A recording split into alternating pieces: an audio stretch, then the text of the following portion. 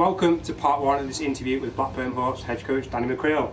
How are you, Danny? I'm good, thanks. How are you? Happy New Year. Yeah, Happy New Year. Good Christmas. Yeah, it was good, thank you. Good. Glad to be back. First off, there's a lot of talking points. I'm kind of spoiled for choice in my opening question of where to go for, but I think the number one question has got to be Burnley beating Blackburn. How was that for you? I think it was inevitable, really, wasn't it?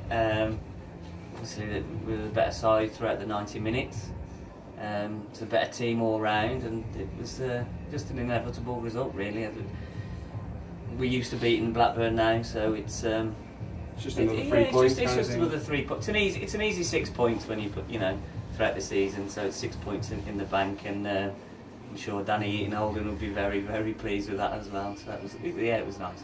That's good. I think before we rattle any more cages, I think we'll move on from the football to the hockey. Kind of straight to the point. Yeah. What's your assessment so far of the season of how kind of the team is, the league standings? There's been a few surprises, I think, in the league from looking what people have written and said about the league. I think the main thing to do really is to focus on ourselves, and I think we're doing all right. We're there or thereabouts of where we want to be right now. Obviously sitting top of the league at Christmas and obviously going into the new year with the game in hand, I think it is, and a point clear. Or 3 points clear, I think it is, isn't it? I think it might be 2 games now. I think it's one game in hand and 3 points. Yeah, 3 points clear. So we're where we want to be, and we just need to look forward now into the challenging fixtures that are coming up, because we've got some real big games again. January's a big month. It's big busy month. So it's we're where we want to be, like I said, and we nothing's won yet. So we just carry on. Can you pick any individual games out or stand out for you? I've got a couple, but I want to get your kind of take on anything. Actually, I think of the one I've got written down, you might actually be missing for, which we'll come to later with your injury when we went up to Solway with. Yeah, I think that one probably does stand out when we were so short benched, and listening to it on the radio, it was painful, quite, it was horrible. But I mean, the guys all dig in when we are short benched, and they all pull away as they do when we're full benched, to be fair. But that was extremely pleasing. I think it was the first time we've been to Solway as well this season, and to do that, and so that was probably the most standout so far. But any game that we win, that we're playing and we're gritting our teeth and we're digging in. I think last week's performance in Solihull was a good all-round performance as well, considering that we arrived like 2 hours late, something like that. We weren't really prepared. But if you look at the stats and look at the possession and what we played, I think that was another good performance. And it's kind of hard to ignore Whitley with all the kind of the hype and the intensity that's been around this series. The 4 games we've played over a 5-week span, but then it's been continuous Blackburn, and with no games in between. How have you found that with all the hype and the intensity? Does it add extra pressure to it, or do you thrive under it? Not really. We just see it as another game. I know Whitley are obviously doing very, very well. Not really surprised at that, from obviously David Longstaff coming in and Andre Poyet coming in as well, 2 very, very experienced and good hockey players as well. We just taking each game as it comes. It is an old cliche, and it probably gets boring to people. 1 game at a time. Yeah, but that's what we need to do, and as long as we keep doing that, then it doesn't really matter who we're playing against, I guess. And during the Whitley series, to an extent, it was inevitably going to happen at some point. We were going to lose our first league game, and it came against Whitley.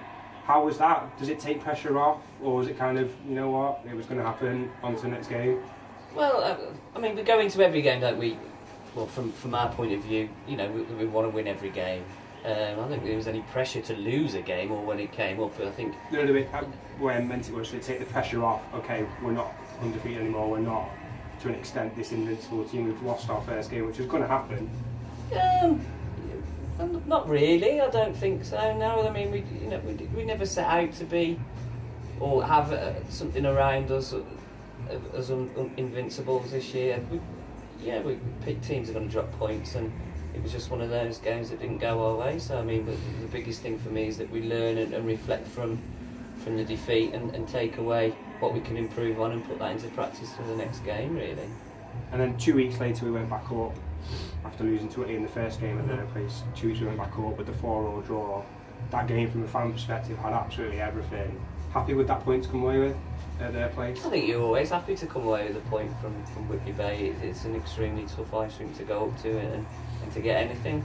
I think at one stage, when we were up 3-1, I think we were, and then we were battling to get back into the game. So we take a point going from there. So I don't know how they seem to do it at their place. In the third period, it's as if the game's reset and they just come out. It's because they're a good team and they never know when they're beaten, and it's a good attribute to have. Really, it's like ourselves that we'll keep pushing on and we'll keep battling on to the final buzzer. So again, it's something good for a team to have in their armoury. So. And like you said, at Christmas we're top of the league. Nothing's won yet, but things are looking good. Can you pick out any standout players or individuals so far from the Hawks? From our team? From our team, yeah. You can go from the league as well.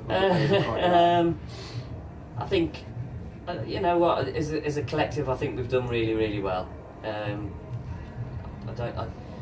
It's not the same team as what it was last year. We had a high turnover of players in the summer for one reason or another, so we had to bring in a lot of players. So pretty much it's a new team, and as a collective we've done well. But it is good to see the improvements that Matt Viney's been playing excellent through all year. He's very, very underrated throughout the league, I think. Might not put the points to get his name up there in lights, but his work ethic is tremendous, and that's really been something really pleasing about. So. And like you said, there's been a high turnover of players, and all the new players who come in have played well. Kind of from a fan perspective, and what we all talk about, the one that stands out is of course Rick Bentham. Mm-hmm. You got to be delighted with how he's been playing. Rick's a good hockey player. It's not surprising how well he's been doing, because he had a good season with Solway last year, and obviously he's played EPL, so he's a very, very talented young man. So as long as he keeps scoring the points, then it keeps me happy, really. Well, thank you very much for the first part of this interview. I think we'll wrap that up, and stay tuned for part 2.